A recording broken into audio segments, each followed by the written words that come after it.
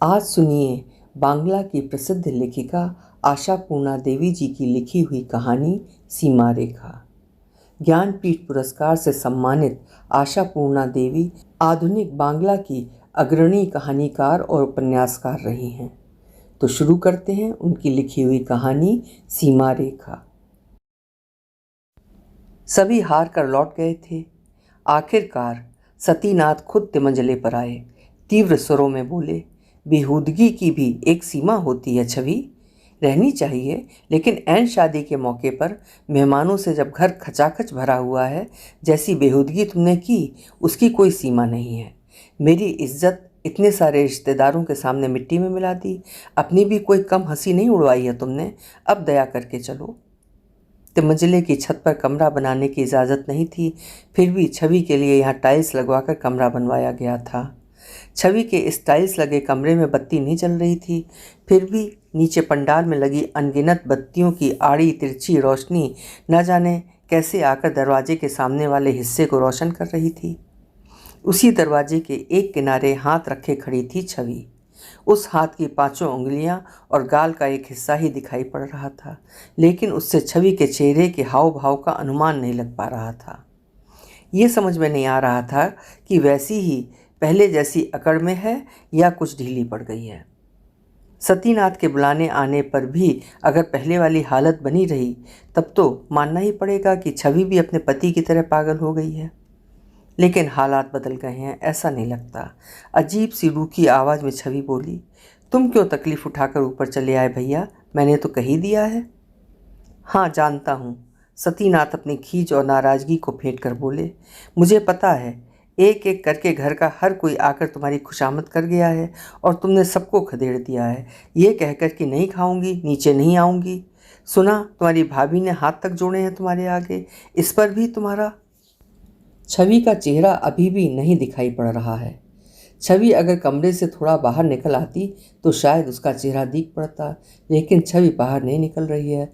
लगता है किसी ने सीता की तरह लक्ष्मण रेखा खींचकर उसी में रहने को कह दिया है, जैसे कि अगर उस रेखा को लांघेगी तो रावण पकड़ लेगा। लेकिन दरवाज़ा बंद करके छवि बिस्तर पर लेट जाए, ये मौका ही हाथ नहीं आ पा रहा था। शाम से ही एक के बाद एक आदमी चला आ रहा है छवि को बुलाने। अरे ओ छवि, 500 आदमी आ गए हैं नीचे, कितने ही लोग छवि छवि करके तुझे पूछ रहे हैं, आ एक बार। ए छवि, तेरे बड़े भैया को कितना सुंदर दामाद मिला है, आकर एक बार देख तो जा। बुआ जी, कोहबर घर में न जाने तुमने क्या क्या कुछ नहीं किया है, पिताजी बुरी तरह नाराज हो रहे हैं, जल्दी आओ। तुम्हें बुलाया है, आओ। लेकिन छवि है कि जौ भर नहीं हिली। छवि की जिद और कसम टूट ही नहीं रही है। छवि कह रही है उसके सिर में जोरों का दर्द है, जबकि सारे दिन ऐसा कुछ भी नहीं था और किसी भी दिन ऐसा कुछ नहीं था। शुरू से ही शादी का हर काम छवि के ही जिम्मे था। रसोई, भंडार, खाने पीने का इंतज़ाम, पूजा घर वगैरह की देखभाल। चरखी की तरह छवि चक्कर काटती रही थी और तभी ऐन शादी की शाम कैसे ये घटना घटित हो गई, जिसे तूल देकर छवि अपने कमरे में जा घुसी है। इस छोटी सी घटना से आहत होकर लेट गई है। किसी को पता ही नहीं था। उसकी तलाश इसी समय कन्यादान के वक्त शुरू हुई। छवि छवि कहाँ है? गठबंधन की चीज़ें, हल्दी और कौड़ी कहाँ है? बगल ही में रखी थी, ज़रूरत के वक्त पर कुछ नहीं मिल रहा। मिले कैसे? कोई पास बैठकर देता रहे तो कितनी सुविधा होती है। फिर केवल यही एक काम तो नहीं है। गठजोड़ वाली कौड़ी और हल्दी की ही बात नहीं, कन्या का अंग वस्त्र कहाँ है? छवि ही तो सारा दायित्व संभाल रही थी। लड़की की माँ क्या क्या करे, उसे आने वालों की खातिरदारी भी तो करनी है। लेकिन सब कुछ जानते हुए सबसे चरम समय पर ही गायब हो गई। छी छी, इस वक्त गई है डांट खाए पति के साथ दिल लगी करने, और क्या। लेकिन इसके लिए यही वक्त था? वो ठहरा पागल और बेवकूफ़ आदमी, फिर न जाने क्या कर बैठे। उसे नींद की दवा दिलाकर आराम से चली आती। बाबा, शादी हो जाए, वर वधू कोबर घर में चले जाएं, तब ना हो थाल सजाकर खाना, तिमंजले पर ले जाना और पतिदेव को छेड़ छेड़ कर खिलाना। ये क्या? ये सब तो बर्दाश्त करना मुश्किल है। लोगों से सारा घर भरा है और तू अपना रौब झाड़ती कमरे में पति के साथ जा बैठी है। कह रही है वो नहीं खाएगा तो मैं भी नहीं खाऊंगी। छी छी, बड़े भैया को इतना बढ़िया दामाद मिला, सबके सब कितने खुश हो रहे हैं और तूने देखा तक नहीं। सुहागनों के नेगाचार के समय तक उतर कर नहीं आई, यहाँ तक कि अब न खाने की धमकी दे रही है। इतना बड़ा हंगामा, इतना खाना पीना, मछली मिठाई का ढेर, और तू कह रही मैं नहीं खाऊंगी। दोनों जने नहीं खाएंगे, उपवास करेंगे और कोप भवन में पड़े रहेंगे।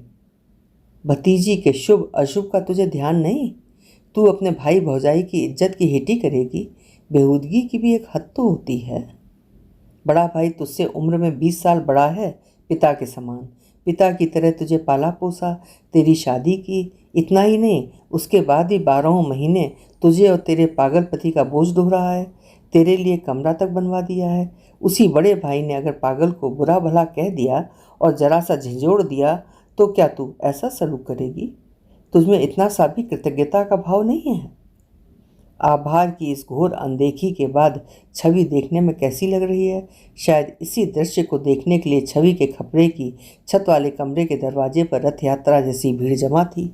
हालांकि ऐसे भी बहुत लोग थे जो सहानुभूति का प्रदर्शन भी कर रहे थे, भले ही चोरी छिपे, क्योंकि जिनके घर वे आमंत्रित थे उनके खिलाफ अगर कुछ कहना हो तो चुपके चुपके कहना ही ठीक रहता है। चुपके चुपके ही ये कहा जा सकता है, हाय हाय छोटे बहनोई बेचारा पागल, समझता नहीं है, तभी तो ऐसी नादानी कर बैठा था। इसी छोटी सी बात के लिए तुम जैसा एक समझदार पढ़ा लिखा आदमी जो अपनी लड़की की शादी पर बैठा हो, ऐसे शुभ दिन पर उसे धक्के मार कर गिरा दिया। चूंकि बहन बेचारी मजबूर होकर तुम्हारे पास पड़ी है तभी ना तुम ऐसी ऊंची हरकत कर सके। कोई पैसे वाली भाग्यवती बहन होती तो कर सकते, लेकिन यही लोग नीचे पहुंचते ही कुछ और ही कहने लगते, गुस्से से आग बबूला हो जाते। भला होंगे क्यों नहीं? ये सब क्या ईसा मसीह हैं, चैतन्य महाप्रभु हैं जो उन्हें गुस्सा नहीं आएगा? इतनी सहानुभूति दिखाने जताने पर भी अगर छवि यही कहती रहे, ये सब बातें मुझे अच्छी नहीं लग रही हैं, आप लोग नीचे जाइए, तब शायद ईसा मसीह और चैतन्य को भी गुस्सा आ जाता। परंतु ये सारी बातें तो शाम ही की हैं। रात को देर रात गए, जब बाहर से आने वाले लोग बाग विदा हो चुके और सिर्फ घर वाले ही खाने को बाकी थे, जब सतीनाथ दामाद के रूप और गुण पर रिझे हुए थे और अपनी हैसियत पर फूले नहीं समा रहे थे, तब सहसा पूछ बैठे, क्षितीश ने कुछ खाया? और शायद तभी याद आया कि कैसे एक बदतमीज़ की तरह एक चीथड़े में ढेर सारी पूड़ी, मिठाई, कबाब, फ्राई वगैरह लेके सभा के बीच में क्षितीश पांव फैलाकर खाने बैठ गया था। ये देखकर एक जोरदार डांट लगाकर गर्दन पकड़कर वहां से खदेड़ दिया था। काम गलत किया था, सतीनाथ इस बात से इनकार नहीं करते, लेकिन उनका शरीर भी तो हाड़ मांस से बने आम इंसान का ही है। उस घड़ी वर और बाराती आकर सभा मंडप में बैठे ही थे। कन्यादान करने के लिए सतीनाथ खुद भूखे प्यासे बैठे हुए थे। अधीर, उतावले और चंचल, बिल्कुल ऐसे ही उत्तेजनापूर्ण संगीन मुहूर्त में ऐसा घिनौना और बेहुदा दृश्य देखकर कौन गुस्सा रोक सकता है? सतीनाथ भी सहन नहीं कर सके थे, लेकिन इस बात से वो पागल अपने आप को बुरी तरह अपमानित महसूस करेगा ये नहीं सोचा था उन्होंने। ज़्यादा से ज़्यादा हलवाई के पास जा बैठेगा, उन्होंने यही सोचा था। सही बात का पता उन्हें तब चला जब देखा कि छवि अनुपस्थित है। छवि के बिना सिर्फ उन्हें ही असुविधा का सामना नहीं करना पड़ रहा, सारे घर में तरह तरह की बेतरतीबी दिखाई दी थी। चारों ओर से छवि छवि पुकार शुरू हो गई थी और उसी समय बड़ी साली ने कन्यादान सभा मंडप के बीच सारी बात का खुलासा करते हुए कहा, पता नहीं भाई, सुन रही हूँ तुमने अपने बहनोई को भला बुरा कहा है, गर्दन पकड़कर ढकेला है, इसीलिए तुम्हारी बहन दुखी होकर पति के साथ कमरे में बंद बैठी है, तब से नीचे उतरी तक नहीं है। पता चला बहनोई जी ने हलवाई से पत्तल भर खाना इकट्ठा किया था और वो सब भी आंगन, बरामदे, सहन और सीढ़ियों पर बिखरा दिया था। गुस्से के मारे सब कुछ फेंक फाँक कर फैला दिया था। माना कि वो पागल है, पर तुम्हारी बहन तो पागल नहीं है ना? दलीलों से भरा ऐसा सवाल सुनकर सतीनाथ भी गुस्से से पागल हो गए थे। चूंकि वो वैवाहिक क्रिया संपन्न करवाने बैठे थे, इसीलिए तुरंत कोई पहल नहीं कर सके थे, लेकिन इस समय उनके मन में प्रसन्नता से हृदय के तार बज रहे हैं। इस घड़ी ये पूछा जा सकता है, क्षितीश ने खाना खाया? ऐसी कोई बात कानों में नहीं पड़ी जो उन्हें अच्छी लगती। सुना शाम से ही कुछ नहीं तो भी 50 लोग होंगे जिन्होंने जा जाकर छवि की खुशामद की है। आकर शादी देख ले, लोगों के पास आकर बैठ, पाँत में बैठकर खाना ही खा ले, लेकिन वो पत्थर की तरह बैठी है, टस से मस नहीं हो रही, उसे नीचे उतारा नहीं जा सका है। इस बदतमीजी की पूरी पूरी कहानी दोबारा पत्नी से सुनी। इसके बाद भी मन में प्रसन्नता और विवलता के तार झंकृत होते रहेंगे, ऐसी आशा नहीं की जा सकती। वो तेजी से तिमंजले पर जा पहुंचे और बोले, अरे मैं तेरे आगे हाथ जोड़ रहा हूँ, चलकर हमारे साथ खाना तो खा ले। क्या छवि की आवाज़ कंप रही थी या कि सतीनाथ का वहम था? शायद वहम ही था। छवि तो बड़े स्पष्ट स्वर में कह रही है, ऐसी बातें क्यों कर रहे हो बड़े भैया? मैं तो कह चुकी हूँ कि भोज खाने की हैसियत मुझ में है नहीं, मुझसे खाया नहीं जा सकेगा, सिर में बड़ा दर्द हो रहा है। सतीनाथ को याद आया, एक पोटली में बंधा खाना, साथ ही वही दृश्य, कितना विभत्स। और इसी के साथ ही कि भले ही पागल हो या जानवर, है तो पति ही। भीगे स्वर में बोले, अच्छा ठीक है, खा सको या ना खा सको, एक बार साथ बैठ तो जाना। मैं क्षितिज का खाना ऊपर भिजवा रहा हूँ, उसे खिलाकर तू नीचे चली आ। उसी तरह से पत्थर की मूरत सी बनी छवि बोली, वो तो खाना नहीं खाएंगे बड़े भैया। फिर उनके धीरज का बांध टूट चला। और ऐसा होना कुछ आश्चर्य की बात भी नहीं थी। सतीनाथ नीचे उतर आए। उन्होंने बड़े रूखे ढंग से इतना ही कहा, जिसके मन में चोर हो वही ऐसा कर सकता है। तभी ऊपर अमल आ गया। उसने आखिरी पात को खिलाने पिलाने का जिम्मा लिया है और इधर एक साधारण सी लड़की की धनुष भंग वाली जिद के कारण घड़ी की छोटी सुई 12 से 1 पर आ गई है। वो इन लोगों का नातेदार रिश्तेदार कुछ भी नहीं है, पड़ोसी भर है। इस तरह की जिम्मेदारी सिर पर लादने की कोई वजह भी नहीं, लेकिन आदतन ही सही ले ली है। लेकिन रात इतनी अधिक होने को आई तो खुद उसके घर वाले क्या सोचेंगे? सीढ़ी पर सतीनाथ से टक्कर होते होते बची। सतीनाथ ने एक बार आंख उठाकर देखा, फिर खींच उलाहने और मजाक के स्वरों में बोले, ओह लगता है तुम ही बाकी थे, और नीचे उतर गए। पड़ोस का लड़का है, जाना पहचाना, इसमें हैरान होने की कोई बात नहीं थी, लेकिन किसी तरह की कोई उम्मीद नहीं थी। खुद अमल को भी आशा नहीं थी। वैसे वो सब कुछ सुन चुका था, सारी घटना भी, और उस बारे में होने वाली अच्छी बुरी बातों से भी वो परिचित था। इसीलिए अमल को अपने पर भरोसा नहीं था। फिर भी उसे कौतूहल हो रहा था कि एक बार कोशिश करके देखे तो सही कि इतनी जिद पर उतारू छवि देखने में कैसी लगती है। इसीलिए अमल अपने आप को रोक ना पाया था। छवि कमरे का दरवाज़ा बंद करने जा रही थी, ये सोचकर कि अब शायद आराम से लेटा जा सकेगा। अमल को देखकर हाथ रुक गए। दरवाज़ा अध खुला ही था। अमल ने सोचा कि जल्दी से एक दिया सलाई की तीली जला लूं, देखूं छवि का चेहरा कैसा लग रहा है, पर जलाई नहीं। बोला, बत्ती तो जलाओ। पहले जैसी सूखी सूखी आवाज़ में छवि ने पूछा, क्या बहुत ज़रूरी है? बहुत ज़रूरी तो नहीं, लेकिन तुम कुछ भूतनी वूतनी सी लग रही हो, इसलिए। छवि ने कोई विरोध या उत्तेजना प्रकट नहीं की, न ही बचपन की यादों को बनाए रखने के लिए कही गई इस मज़ेदार बात पर हंसी। छवि छवि की तरह ही उस धुंधलके अंधेरे में खड़ी रही। अमल को छवि के कमरे के भीतर का कुछ दिखाई नहीं दे रहा था। छवि अधकुले किवाड़ के एक पल्ले को पकड़े खड़ी थी, इसीलिए भीतर झांकने की नाकामयाब कोशिश करते हुए अमल बोला, क्षितिज बाबू सो रहे हैं? हाँ। इतनी देर बाद उसकी हंसी सुन पड़ी। सुना सतीनाथ बाबू ने उन्हें बड़ा बुरा भला कहा है, लेकिन छवि तुम इतना नाटक ना भी करती तो अच्छा होता। सुन सुनकर इतनी शर्म लग रही थी। इसके साथ ही एक बार अमल को लगा छवि आधी भूतनी तो लग ही रही है, यहाँ तक कि उसकी हंसी भी। छवि मुस्कुराकर बोली, मेरी बेशर्मी पर यकायक तुम्हें क्यों शर्म आई अमल? अमल क्या सचमुच दिया सलाई की तीली जलाए, ये देखने के लिए कि न केवल बेशर्म, एकदम ही बेरहम छवि का चेहरा कैसा लग रहा है। अंधकार में अधछिपी छवि ठीक से पहचान में नहीं आ रही है। छवि के बड़े भाई ने धोखा खाया था, बिना कुछ समझे बूझे ही एक सिरफिरे पागल के साथ छवि की शादी कर दी थी। तो भी छवि ने बड़े भाई को इसके लिए कभी कुछ नहीं कहा। छवि के जेठ ने अपने पागल भाई और भौजाई को यहाँ से चलता किया, तो भी छवि ने उन्हें बुरा भला नहीं कहा। छवि ने अमल की कायरता को भी कभी नहीं धिक्कारा। वो सहज और स्वाभाविक ढंग से कामकाज करती रही। शादी के पहले जिस प्रकार हर काम का जिम्मा लेती थी, वैसे ही लेती रही। वैसे उसका ज़्यादा वक्त पागल को संभालने में ही चला जाता था। तो भी हर बात पर हंसी मजाक का जामा पहनाकर अपने आप को उसने छिपा रखा था। अमल को क्या ये सारी बातें नहीं मालूम? वो तो हर रोज़ यहाँ आता है। क्षितिज को बहुत देर तक न देखने पर वो बेचैन हो जाया करती थी, पर अपनी पीड़ा को मुस्कान में तब्दील कर बात करते करते सहसा उठ जाती। लो, बड़ी देर से मुझे मेरे बबुआ नहीं दिखाई दिए, जरा देख लूँ कहीं साधु होकर न चले गए हों। कभी कहा करती, कितना बज रहा है? अरे ये तो काफ़ी देर हो गई है, देखूं कहीं महाप्रभु खुद ही रसोई में घुसकर खाना ना साफ कर रहे हों। कभी कहती, लो देखो अपना चेहरा छिपा के दया में कहाँ चल दिए, हम लोग बातें कर रहे हैं, ये उन्हें बर्दाश्त नहीं। मैं चली बाबा, वरना भोले बाबा रुद्र बनकर समाधि पर बैठ जाएंगे। पागल के पागलपन का कोई अगर हंसी मजाक करता या नाराज ही होता तो छवि को किसी ने दुखी या गुस्सा करते नहीं देखा है। उन्हीं के सुर में सुर मिलाकर हंसती हुई कहती थी, कहो भाई, तुम सब मिलकर कहो जरा, मेरा भी बोझ कुछ कम हो जाए। जिया जी कहकर खाते करने से कहीं बेहतर होगा पिटाई लगाना। ये सारी बातें वो हंस हंस कर ही कहती थी।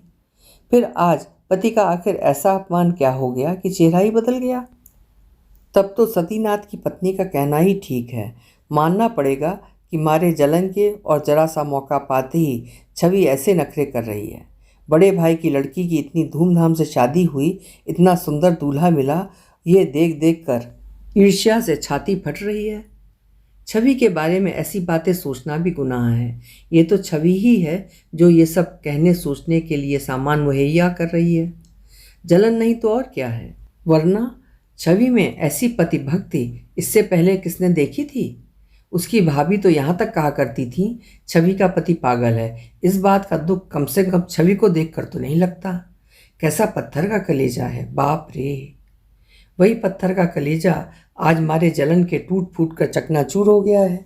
लेकिन अमल ने अपने मन में आ रही इन बातों को जाहिर होने नहीं दिया। बस इतना ही कहा, तुम बड़ी निर्मम हो छवि। तुम्हें आज पता चला?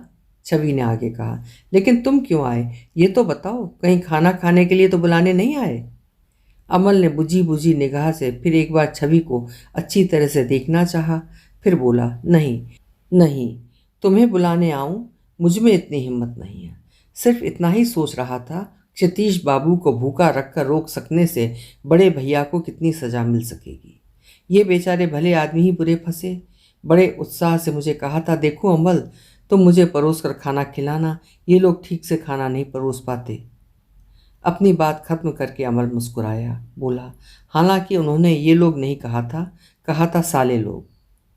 छवि भूखी प्यासी पड़ी थी, इसीलिए क्या गला सूखा जा रहा था शायद, या कि अपने बुरे बर्ताव के लिए शर्मिंदा थी। वैसे छवि का गला तो बड़ा सुरीला रहा है नहीं? था। इस समय सूखी आवाज़ में छवि बोली, तो तुम्हारे परोसने का इंतज़ार तक नहीं किया, खुद ही तो। रहने दो छवि, इन बातों को छोड़ो। तुम खाओ चाहे ना खाओ, उन्हें जगा दो, मेरी बात रह जाएगी। छवि ने अपने बचपन की यादों की मर्यादा को मिट्टी में मिलाते हुए बड़े रूखे ढंग से कहा, वो नहीं खाएंगे। छवि, सचमुच ही तुम हद से ज़्यादा आगे बढ़ रही हो। हर बात की एक हद होती है। आज नाराज़ हो इसीलिए उन्हें खाने नहीं दोगी, लेकिन कल तो देना पड़ेगा, तब? छवि हंस पड़ी, सचमुच की हंसी, खनखनाती हंसी। साथ ही बोली, कल भी नहीं खाएंगे अमल, परसों भी नहीं, किसी दिन भी नहीं। पता नहीं अमल मामूली ढंग से कही गई इस गुस्से की बात को सुनकर क्यों डर गया। छवि, क्या उसे सचमुच ही भुतही लगी? क्या इसीलिए सहसा वो चिल्ला उठा, छवि? छवि ने इस पुकार का कोई उत्तर नहीं दिया। वो अपनी जगह से हिली तक नहीं। और छवि को उस पत्थर की मूर्ति की ओर देखते हुए अमल बहुत दिनों से भूली हुई एक मूर्खता कर बैठा। बिल्कुल पास आकर उसने छवि का हाथ पकड़ लिया जो दरवाजे पर था। बोला, छवि, बत्ती तो जलाओ। छवि ने धीरे से हाथ छुड़ा लिया। बोली, क्या होगा उससे? मैं देखूंगा। देखने को कुछ नहीं है अमल। अपने को इतना काबिल मत समझो छवि, दरवाजे के सामने से हट जाओ, मुझे अंदर जाने दो। फिर भी छवि नहीं हटी। वो उसी तरह डटी रही और बोली, सचमुच ही देखने को कुछ नहीं है अमल। और अब तक अमल भी क्या भुतहा हो गया? देखने में अमल को क्यों ऐसा लग रहा है? क्या अमल भूल गया कि इतनी लंबी अनुपस्थिति पर लोग उसके बारे में क्या कुछ सोच रहे होंगे? उन दोनों के बचपन के किस्से क्या लोग भूल गए हैं? काफ़ी देर बाद अमल को शायद याद आया कि नीचे भी एक दुनिया है, उसे नीचे वापस जाना है, इसलिए बोला, छवि, ये सब हुआ कैसे? अजीब और टूटे फूटे स्वर में छवि बोली, पागल का पागलपन है और क्या। साले ने मुझे खाने नहीं दिया कहकर अपना सिर पीटने लगे मुट्ठियों से। छवि, क्या तुम पत्थर हो गई हो? शायद। मैं नीचे जाकर उन लोगों से क्या कहूँगा छवि? कुछ नहीं अमल, कुछ नहीं, दया करो। वर वधू कोभर में हैं, उनके रंग में भंग ना करो, उनकी ये रात सजने दो। छवि, ये सब तुम कैसे कर रही हो? करना तो पड़ेगा ही अमल, हमें सीमा रेखा की अनदेखी करना ठीक नहीं है ना। उनकी इस खुशी के समय क्या मैं अपना? सारी रात तुम इसी तरह रहोगी? नहीं, सो जाऊंगी, नींद बड़ी जोरों की आ रही है, लग रहा है गिर जाऊंगी। बेहूदी और बदतमीज छवि ने यकायक अमल के मुंह के सामने ही दरवाज़ा बंद कर दिया। खट से एक आवाज़ हुई, छिटकनी की आवाज़। हाँ, दरवाज़ा बंद करना ज़रूरी था। अब उसे सतीनाथ की बात ही ठीक लग रही है। हर बात की हद होती है और होनी ही भी चाहिए। कुछ घंटे इस ठंडे और स्याह अंधकार में डूबी रहेगी छवि तो शायद थोड़ी सी ताकत बटोर सकेगी। फिर कल सुबह बड़े स्वाभाविक ढंग से नीचे उतर जाएगी और सहज भाव से कह सकेगी, कल शादी के हंगामे में तुम लोगों को बताकर किसी परेशानी में डालना नहीं चाहती थी, लेकिन अब तो डालना ही पड़ रहा है। अब जाकर देखो, जो भी करना है अब तो तुम लोगों को ही करना है। अभी आप सुन रहे थे आशा पूर्णा देवी जी की लिखी हुई कहानी सीमा रेखा। आपको कहानी कैसी लगी कमेंट सेक्शन में ज़रूर लिखिएगा। कल मिलेंगे फिर किसी उम्दा कहानी के साथ। आपका समय शुभ हो।